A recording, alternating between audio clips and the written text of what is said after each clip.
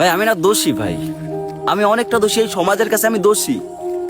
মানে আমি দোষী কেন এর এর যেদিনটা জানলাম ভাই, মানে আমি দোষী কেন জানেন? আমি দায়িত্ব পালন করি, এই জন্য আমি দোষী।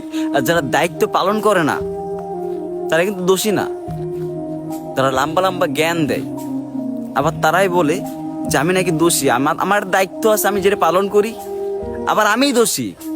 আর যারা দায়িত্ব পালন করে না, যাদের যাদের পরে কোনো দায়িত্ব নেই, তারা দোষী না, তারাই লম্বা লম্বা জ্ঞান দিবে। যে দায়িত্ব পালন করে তারাই জ্ঞান দিবে। এটা সমাজ ভাই, আর এটা বাংলাদেশ। যারা দায়িত্ব পালন করে তাদের দায়িত্ব পালন করতে তারা দিবে না, কারণ হয়েছে তারা তো দোষী। মানে আমাকে দোষী বানায় দেয়, কিন্তু দোষী কারা? দোষী আছে তারা, তারা লম্বা লম্বা জ্ঞান দেয়। কেন দরকার হয় জ্ঞান দেওয়ার?